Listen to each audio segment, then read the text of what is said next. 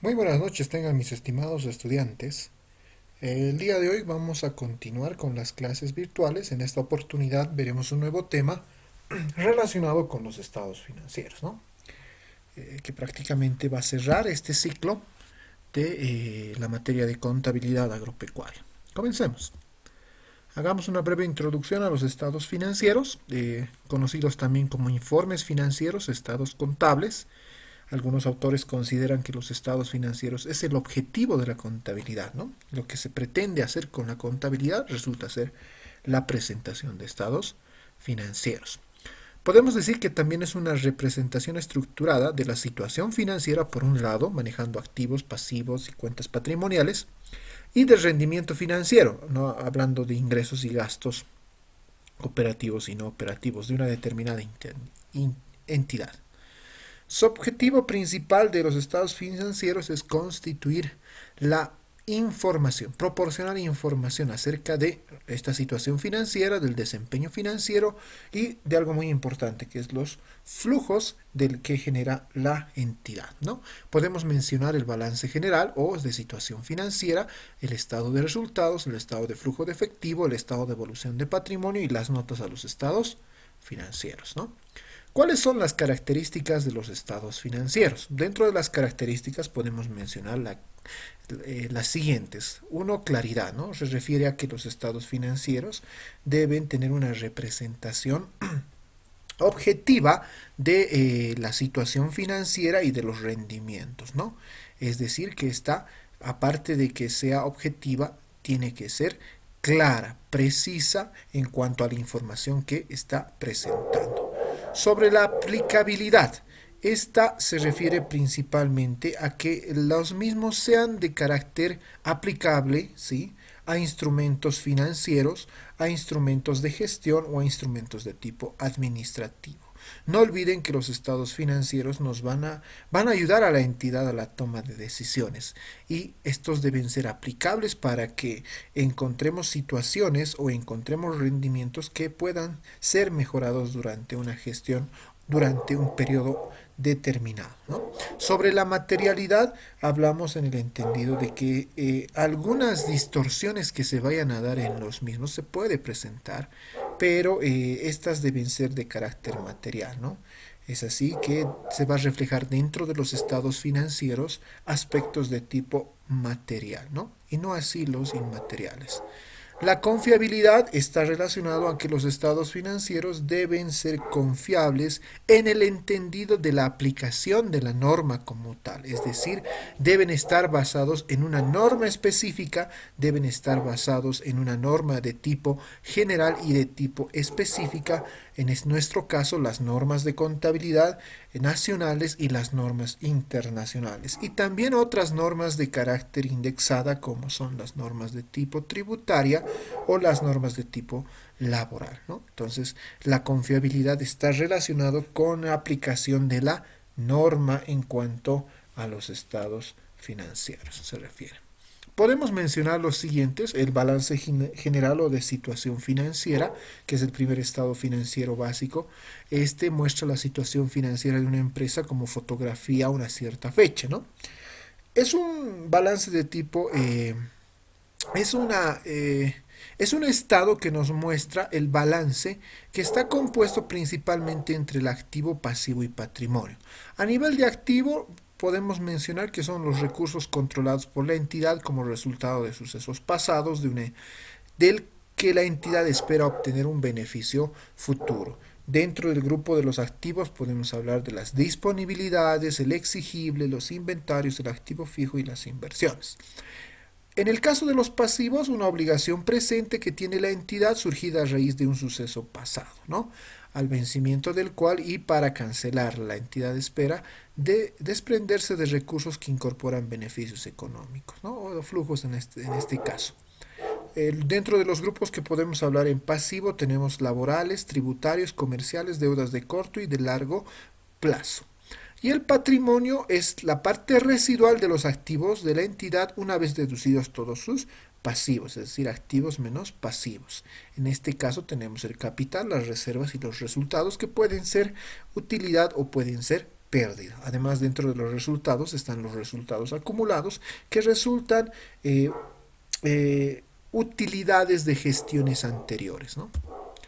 Ahí podemos ver un balance general, fíjense ustedes, ¿no? Eh, También deben ser los estados financieros para una toma de decisiones adecuada, comparativos de una gestión a otra gestión, ¿sí?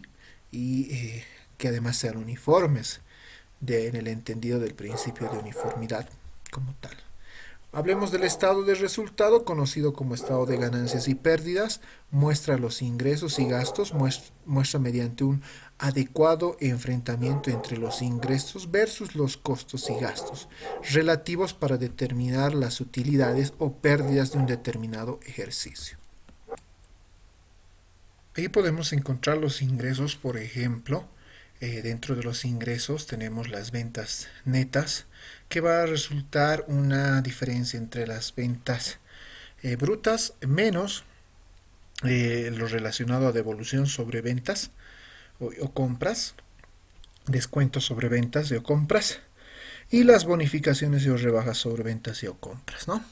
En cuanto al costo se refiere, este está expresado en el costo de mercadería vendida, que va a ser igual al inventario inicial más las compras netas menos el inventario final, ¿no? Ahí están las formulitas que podemos expresar y encontrar en el ejercicio.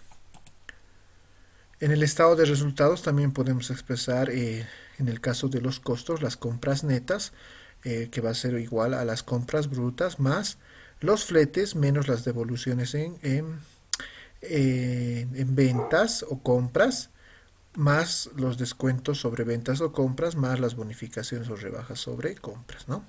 Y la utilidad bruta en ventas o margen de utilidad va a ser la utilidad bruta en ventas igual a las ventas netas menos el costo de la mercadería vendida, ¿no?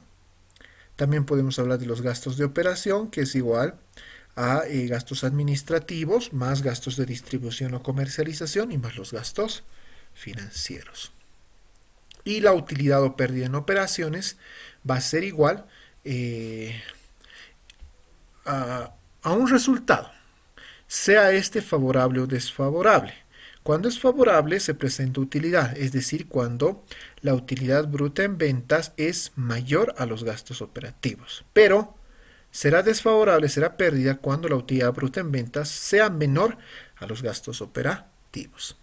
Y la utilidad o pérdida de la gestión va a ser igual a la utilidad de la gestión igual a la utilidad operativa más otros ingresos menos otros gastos, ¿no? Ahí podemos encontrar, por ejemplo, el ajuste por inflación y tenencia de bienes, que dependiendo del saldo deudor o acreedor se va a expresar como otros ingresos u otros gastos. Ahí podemos encontrar el estado de resultados, un ejemplo de estado de resultados, cómo se expone, ¿sí? Hablemos del estado de flujo de efectivo.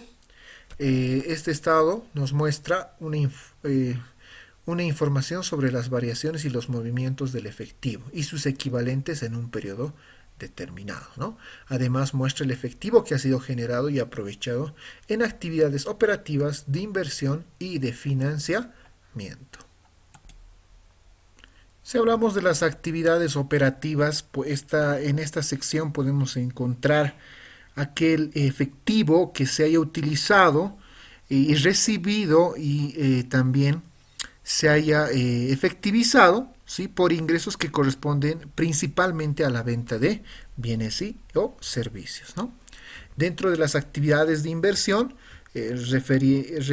referido a la salida o al ingreso por compra o venta de bienes, equipos y o plantas, planta y equipo, mejor dicho.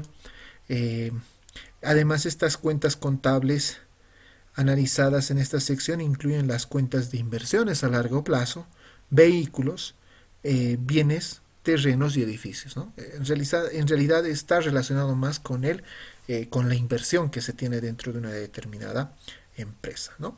A través del activo fijo principalmente, o del activo diferido a través de inversiones. Dentro de las actividades de financiamiento podemos encontrar las compras por bonos y acciones, así como el pago de dividendos. Y también podemos hablar de equipo de capital y las cuentas de capital, pagarés y bonos por pagar, acciones y utilidades retenidas, inclusive el tema de los intereses financieros, ¿no? Las amortizaciones de deuda, por ejemplo, o los préstamos bancarios están relacionados con actividades financieras o de financiamiento. Ahí tenemos un estado de flujo de efectivo, fíjense ustedes, están desarrolladas las actividades operativas, inversión y de financiamiento. Es importante aclarar que existen dos métodos para realizar un flujo de efectivo. Uno es a través de método directo, ¿sí? Y otro es a través de un método indirecto. El método directo, ¿sí? Parte de un flujo de efectivo inicial versus actividades de operación, inversión y financiamiento para descargar en un efectivo final del periodo. Y el método indirecto parte de una utilidad y o pérdida de la gestión, ¿sí? Y a esto se va sumando algunos costos, incrementos o disminuciones que se dan en actividades de operación, inversión y financiamiento para llegar al efectivo como tal, ¿no? Hablemos del estado de evolución de patrimonio. Este es un estado que muestra la información acerca de la composición del patrimonio neto de un ente y la variación que va a tener a lo largo de un ejercicio como consecuencia de transacciones que se da, ¿sí? Con los propietarios o los accionistas, las distribuciones de utilidades y los resultados del ejercicio, ¿no? Los resultados integrales totales por el periodo mostrados en forma separada, los montos totales atribuibles a los dueños de la matriz y los intereses no controladores, ¿no? Cada componente del patrimonio, los efectos de la aplicación son retrospectiva o la reexpresión inclusive patrimonial que se da con el ajuste de capital o el ajuste por inflación y o ajuste por inflación de tenencia y tenencia de bienes, también se muestra en el estado de flujo, evolución de patrimonio, ¿no? Para cada componente del patrimonio, una conciliación entre el valor de libros al principio y al final del periodo, revelando separadamente los cambios resultados por utilidad o pérdida, cada partida de otros resultados integrales, transacciones con los dueños de su calidad, inclusive, ¿no? Los aportes de capital, las distribuciones de utilidades, en fin, que se pueden mostrar dentro del estado de evolución de patrimonio, ¿no? Ahí tenemos un estado de evolución de patrimonio, también conocido como estado de cambios en el patrimonio neto, ¿no? Fíjense ustedes, ¿no? Y bueno. Y por último hablemos de las notas a los estados financieros, que son revelaciones o declaraciones necesarias para facilitar la interpretación de la información contenida en los estados financieros, a través de notas explicativas, ¿no? De toda la parte explicativa que se tiene de nuestra situación financiera, de nuestros resultados y de nuestros flujos de efectivo, ¿no? Las notas podrán presentarse redactadas en forma narrativa o compiladas en cuadros. Cualquiera de las dos son expresiones que son válidas para la presentación de las notas a los estados financieros. Fíjense ustedes, ahí encontramos notas a los estados financieros. Podemos encontrar la descripción por cuenta, ¿no? Y bueno, eso sería todo por el día de hoy. Muchísimas gracias a todos. En este tema, bueno, ha sido algo teórico, pero a partir de la siguiente clase ya entraremos a los ejercicios prácticos en estados financieros e en contabilidad agropecuaria. Muchísimas gracias a todos. Hasta luego.